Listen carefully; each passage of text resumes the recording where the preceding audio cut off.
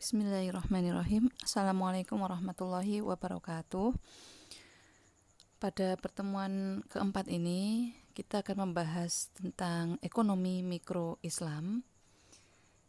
Di sini saya menggunakan acuan dari buku penulis Adi Warman Karim yang diantaranya meliputi terkait bagaimana mekanisme harga pasar di dalam ekonomi Islam, kemudian asumsi rasionalitas, teori konsumsi atau permintaan dalam Islam, teori produksi dan penawaran Islami, mekanisme pasar Islami, struktur pasar dan persaingan harga, ya. Kemudian tentang tadlis, taghrir, ya, horor, dan efisiensi distribusi pendapatan. Nah, itu antara lain dari bahasan ekonomi mikro Islam. Di sini saya akan menyampaikan secara dasarnya, ya, bahwa mikro itu adalah dalam lingkup yang kecil, makro besar. Jadi dalam ekonomi mikro, ya, ibarat yang dibahas adalah pohon di dalam suatu hutan, maka ekonomi mikro Islam di sini adalah mempelajari bagaimana perilaku tiap-tiap individu dalam setiap unit ekonomi, ya, dari setiap unit ekonomi. Nah, ekonomi mikro di sini menjelaskan bagaimana keputusan itu diambil, ya, mengapa dan bagaimana bagi setiap unit ekonomi. Nah, misal bagi seorang investor, ya, dalam ekonomi mikro akan dibahas mengapa dia harus mengambil keputusan dan bagaimana. Nah, itu dibahas di ekonomi mikro Islam. Ekonomi mikro konvensional, ya, kita sudah bahas pada pertemuan sebelumnya. Maka konvensional ini adalah menurut persepsi masing-masing atau value free. Jadi bebas akan nilai. Jadi tidak memandang tatanan norma, ya.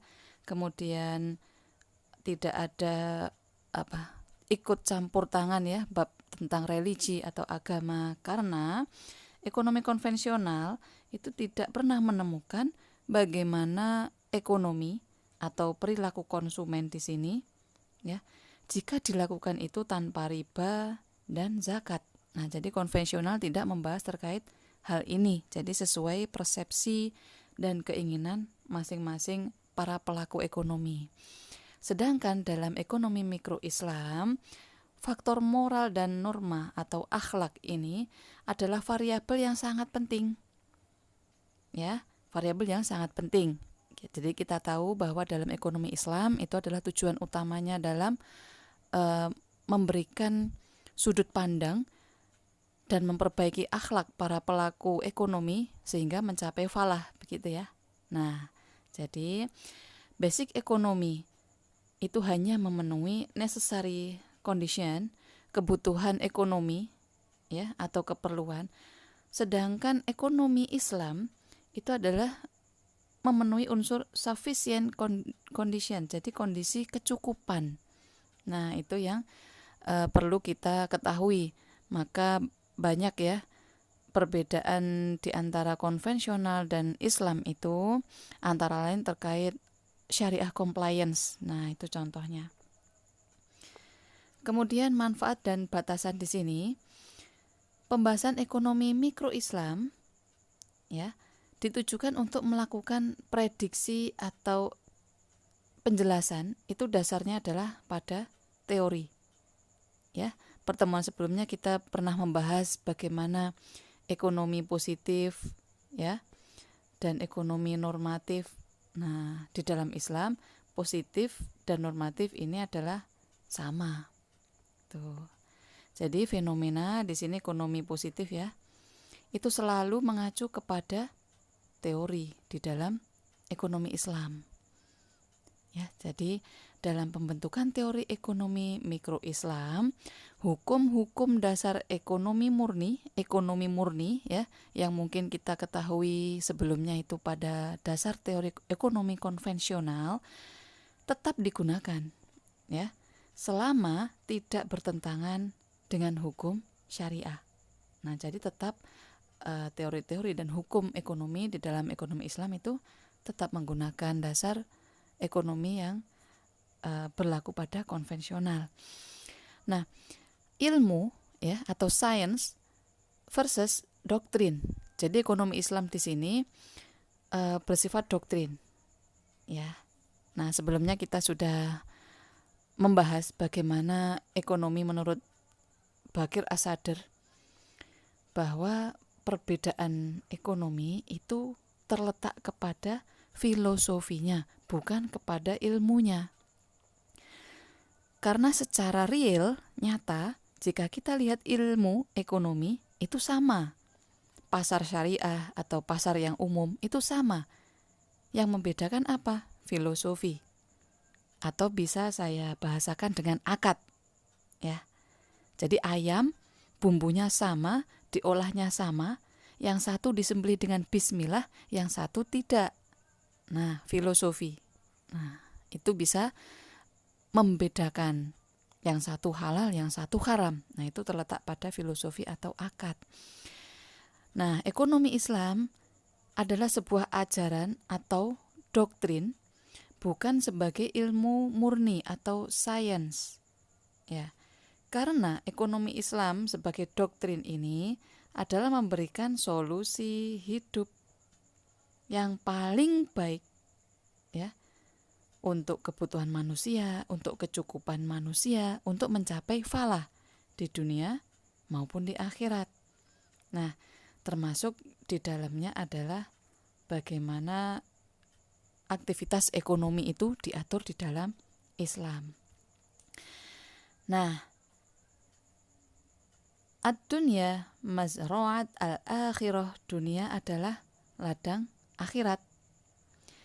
Itulah pentingnya kita tahu bahwa ekonomi Islam adalah doktrin, ya, karena Islam, ekonomi Islam merupakan sebuah sistem. Jadi bagaimana kehidupan kita, ibadah kita kepada Allah bisa jadi tidak diterima karena dalam berekonomi kita tidak sesuai dengan Islam. Nah, jadi sistem menyeluruh. Ya. Dunia ladangnya akhirat. Faman ya'mal mithqala dzarrah khairan yarah. Yang berbuat baik sekecil apapun, ya, dia akan melihat balasannya. Begitu juga yang berbuat jahat, dia juga akan lihat balasannya. Itu firman Allah di surat Al-Zalzalah. Kalau anak zaman sekarang mungkin mengenalnya hukum karma ya. Nah, padahal bukan itu yang dimaksud. Allah berfirman di sini bahwasanya setiap perbuatan yang kita lakukan, kita akan memetik hasilnya. Karena Allah Maha Adil. Nah, jadi perlu kita ketahui ekonomi Islam ini kita harus menerapkan secara menyeluruh. Ya. Nah, permasalahan pada ekonomi Islam, ya, Bakir As-Sadr menyampaikan bahwa sumber daya alam pada hakikatnya melimpah dan tidak terbatas. Karena alam semesta ini diciptakan oleh Allah dengan ukuran yang setepat-tepatnya, yang pasti cukup untuk seluruh manusia di dunia ini. Nah, dan menolak pendapat bahwa keinginan manusia ini tidak terbatas. Ya. Kenapa? Karena tidak mungkin saat kita haus, kemudian kita langsung minum air itu sebanyak 1 galon. Nah, begitu. Ya. Permasalahan ekonomi pada ekonomi Islam itu adalah pada masalah distribusi, sehingga kenapa sumber daya alam itu tidak terbatas, tetapi masih ada manusia yang mengalami kekurangan, itu karena adanya masalah distribusi di sini. Ya, sehingga ada suatu tempat yang berlimpah, ada daerah lain yang kekurangan. Nah, kemudian para ekonomi Islam di sini terkait para ahli dari Islam, yang pertama adalah Abu Yusuf, ya, kurang lebih ini adalah 100 tahun setelah wafatnya Rasulullah SAW, di dalam bukunya Al-Kharaj, yang artinya Al-Kharaj di sini secara bahasa itu pajak tanah ya, menjelaskan bahwa ekonomi itu adalah respon ya terhadap P. Nah, jadi Q itu adalah jumlah barang yang diminta ya, pergerakan barang itu adalah merespon harga. Ya, sometimes otherwise. Jadi kadang kebalikannya. Jadi bukan hanya permintaan barang saja yang merespon harga, tapi bisa jadi harga ini adalah merespon bagaimana pergerakan barang di pasar. Ya. Nah, jadi hukum permintaan penawaran ini sudah ada sejak masa Rasulullah. Harga itu adalah keputusan mutlak dari Allah. Tidak ada batasan tertentu. Barang murah, barang itu dikatakan mahal, ya, karena ada ya barang itu banyak dan berlimpah, ya, tetapi tetap mahal misalnya. Nah, jadi bukan murah itu karena berlimpahnya barang itu, tidak. Dan bisa jadi barang itu sedikit ya, tetapi murah. Nah, karena apa? Karena ini adalah keputusan mutlak dari Allah terkait harga. Itulah dikatakan dalam mekanisme pasar dalam Islam itu adalah persaingan sempurna ya, jadi tidak ada campur tangan atau rekayasa manusia, karena itu adalah Allah decision, jadi keputusan dari Allah. Yang kedua adalah Al-Ghazali di sini di dalam karya bukunya Ihya Ulumuddin, bahwasanya market atau pasar itu adalah keteraturan alami. Jadi kenapa alami dan berjalan tukar menukar di dalam pasar itu adalah kuasanya Allah? Karena misal kita ada di pasar sayur, ya, siapa yang menumbuhkan sayuran, ya, siapa yang kemudian memberikan, ada penyakit misalnya, ada musibah sehingga panennya gagal. Nah, di situ kan merupakan harga kuasanya Allah, jadi bisa mahal bisa murah. Nah, kemudian bagaimana price harga itu di dalam pasar, dan tidak menutup kemungkinan dan tidak menolak kenyataan ya bahwa Al-Ghazali ini mengakui dalam jual beli dalam pasar, dalam perdagangan, motif utama itu adalah keuntungan. Nah, itu wajar ya. Nah, dalam ekonomi Islam tetap memperhatikan batasan-batasan itu tadi. Elastisitas permintaan ya, elastis artinya fleksibel ya, mengatakan bahwa mengurangi margin atau laba sehingga dapat menjual dengan murah sehingga lebih laris ya, meningkatkan volume penjualan. Yang ini bisa jadi nanti akan meningkatkan keuntungan secara keseluruhan. Nah, membahas tentang elastisitas, maka kita juga akan membahas tentang bagaimana pengertian inelastis. Inelastis artinya tidak elastis. Jika kita lihat grafiknya ya, I inelastis, I. Nah, maka grafiknya lurus seperti ini. Ya. Artinya berapapun harga barang ya, maka Q yang terjual sama. Nah, contohnya apa di sini? Kebutuhan pokok. Jadi tidak mungkin misalnya beras itu kemudian harganya naik tinggi, kemudian orang-orang menurunkan pembeliannya terhadap beras. Nah, tidak mungkin karena itu kebutuhan pokok. Makanya disebut dengan permintaan kurva permintaan yang inelastis. Nah, maka dari itu kebutuhan pokok ini harus dihandle oleh pemerintah supaya tidak dipermainkan di pasar, ya. Nah, jadi sebisa mungkin kurva inelastis ini adalah pada barang-barang yang bukan kebutuhan pokok. Nah, supaya hajat hidup orang banyak ini tetap sejahtera begitu. Oke. Membahas tentang ekonomi ya, ekonomi mikro terutama, kita pasti akan penting mengetahui tentang permintaan dan penawaran, ya, itu adalah interaksi. Diterangkan dalam teori, ya. Teori permintaan itu apa sih? Permintaan adalah minta, ya, diminta. Nah, di sini dari perspektif konsumen, banyaknya barang-barang yang diminta atau dibeli masyarakat. Nah, itulah yang disebut dengan kurva permintaan. Sedangkan penawaran itu adalah ditawarkan, ya, dari perspektif produsen, banyaknya barang yang ditawarkan oleh penjual pada suatu pasar, pada periode tertentu dan tingkat harga tertentu. Nah, bagaimana hukum permintaan dan penawaran ini, ya? Maka ini kaitannya dengan harga, price, atau komoditas, quantity.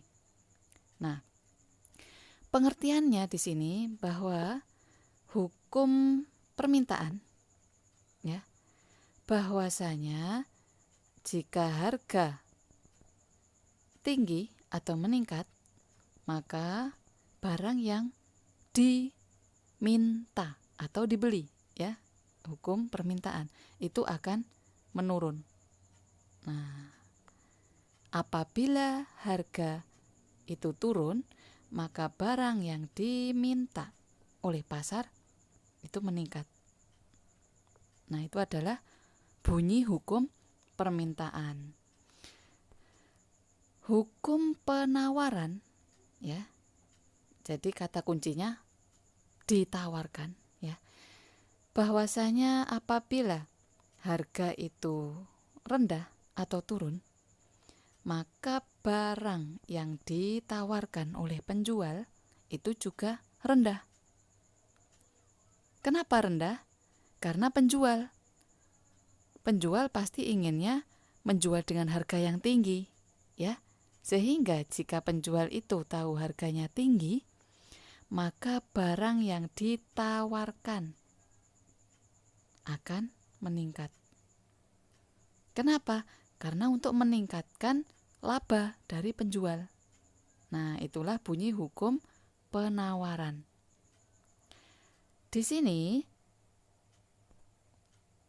kurva permintaan itu adalah bersifat negatif atau berhubungan negatif antara price dan quantity. Sebaliknya, hukum penawaran atau supply di sini adalah berhubungan positif antara price dan quantity. Ya, itu harus paham. Ya, harus bisa baca kurva, ya. Kemudian dari permintaan dan penawaran ini disepakatilah satu titik pertemuan yang di sini adalah equilibrium, gitu. Nah, di sini penentu permintaan adalah, ya, pendapatan, kebutuhan, cadangan kebutuhan tidak terencana, investasi. Kemudian penentu penawaran dari sisi produsen, ya, tentang harga komoditas, kemudian bahan baku, biaya produksi, tujuan perusahaan itu apa, ya, teknologi dan musiman juga menentukan tingkat penawaran dari penjual. Nah, materi tentang ekonomi mikro Islam berikutnya adalah tentang rasionalitas. Apa sih rasional itu? Ya, kita semua sudah paham ya hal ini. Rasional itu adalah anggapan bahwa manusia itu secara rasional, secara masuk akal, ya, itu tidak akan dengan sengaja kemudian membuat keputusan yang merugikan atau membuat lebih buruk. Itu rasional. Nah, jenis rasional di sini ada dua, ya, self-interest rationality, rasional kepentingan pribadi, jadi ego masing-masing pribadi, ya, itu rasional. Kemudian percent M rationality, jadi manusia yang menyesuaikan dengan preferensi atas sejumlah aksioma, ya, atau teori-teori. Nah, sehingga dalam aksioma rasionalitas ini juga menuntut adanya konsistensi. Salah satu asumsi aksioma rasional ini adalah transitivity yang akan saya jelaskan. Misal, A lebih disukai daripada B. B lebih disukai daripada C. Nah, secara rasional A dan C mana yang lebih disukai? Sudah tentu A. Gitu ya. Itu transitivity, rasional itu maksudnya. Nah, di sini pilihan ini bersifat konsisten. Nah, di situ maksudnya. Secara internal, secara pribadi. Nah, masuk ke dalam rasionalitas ekonomi Islam, ya, bahwa dalam hal zakat dan sedekah di sini sebagai alat distribusi pendapatan, apakah sesuai dengan rasionalitas transitivity ini, ya? Nah, kita bahas secara lanjut begini. Apa yang menyebabkan orang mengeluarkan hartanya, ya, yang seharusnya itu membuat miskin, tapi membuat kita damai, kita senang dan bahagia? Nah, itu juga rasional tentang sedekah dan zakat. Nah, apabila seseorang itu mendapatkan penghasilan sebesar 5 juta, ini lebih disukai ya daripada pendapatan 3 juta. Yang berpendapatan 3 juta lebih disukai daripada yang memiliki penghasilan 2 juta. Betul ya? Nah, sekarang saya mau tanya. Apakah mungkin atau masuk akal jika orang yang memiliki gaji 2 juta, ya, apakah rasional jika gaji 2 juta ini lebih disukai daripada gaji 5 juta? Masuk akal tidak? Nah, tapi kita sering melihat ya hal ini terjadi di sekitar kita. Misal seorang pimpinan perusahaan, ya, dengan gaji yang sangat tinggi, akan tetapi tidak mendapatkan ketentraman hati, kedamaian, keluarganya tidak sejahtera, ya. Maka banyak yang keluar atau resign, memilih untuk usaha sendiri, ya, dan lebih banyak memiliki waktu untuk keluarga. Nah, apakah itu bisa disebut dengan tidak rasional? Nah, tidak juga kan? Nah, gambaran berikutnya. Misal seorang laki-laki, ya, ikhwan nih, lagi cari pendamping. Nah, seorang wanita yang akan diukur dari penampilannya, ya, dan dari akhlaknya. Nah, di sini ada tiga perempuan. Nah, pertimbangannya di sini, selain penampilannya itu menarik, ya, dan mempertimbangkan akhlak, apabila ada 2 calon di sini, ya, dengan kecantikan atau penampilannya itu tidak jauh berbeda, ya, lebih cantik yang A, akan tetapi akhlaknya di sini tidak terlalu berbeda, maka yang akan dipilih adalah yang cantik, yang A, ya, karena secara akhlak meskipun itu penting kan tidak jauh beda dengan yang B. Nah, gitu toh, sepakat ya cowok-cowok. Begitu juga dengan C. Nah, dengan penampilan atau kecantikannya misal nilainya 7 dan akhlaknya 8. Nah, jika dibandingkan B dan C, mana yang dipilih? B. Kenapa? Karena akhlaknya tidak jauh berbeda. Ya. Nah, meskipun akhlak itu penting, tetap yang dipilih B. A daripada B, yang dipilih A. B lebih dipilih daripada C. A dan C. Secara hukum yang kita pelajari awal tadi, itu pasti A, begitu ya. Nah, karena A lebih disukai daripada B, B lebih disukai daripada C, A lebih disukai daripada C, begitu ya. Nah, tetapi di sini C lebih disukai daripada A. Ya. Kenapa? Karena akhlaknya jauh berbeda. Akhlak jauh berbeda, sehingga ini menjadi pertimbangan yang serius. Wah, gimana ini ya? Nah, gitu ya. Ikhwan laki-laki nanti harus melihat calon istri itu dari akhlak, begitu toh? Sepakat ya? Nah, jadi di sini juga merupakan rasionalitas dalam Islam, ya. Berikutnya tentang utility, ya. Utilitas itu apa ya? Nilai guna, kegunaan, kepuasan. Dalam ekonomi konvensional, setiap aktivitas ekonomi itu dinilai dari utilitas saja, kepuasan. Saya suka enggak? Beli. Ya. Oh, ternyata puas, beli lagi. Sehingga berlebih-lebihan. Nah, di dalam Islam, utilitas ini memiliki sudut pandang yang lain, ya. Karena tidak selalu lebih banyak itu kemudian lebih baik.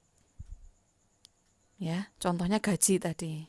Gaji lebih tinggi belum tentu itu lebih baik, belum tentu berkah. Ya.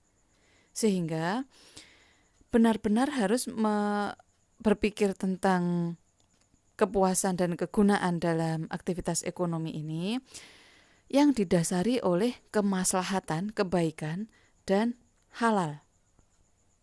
Ya. Inilah yang membuat Islam dalam membahas halal dan haram yang mendasari terkait bagaimana utilitas. Jadi Islam dalam bersikap prinsip utility, ya, itu adalah didasari dari halal dan haram sehingga dapat mencapai optimalisasi kepuasan yang optimal. Nah,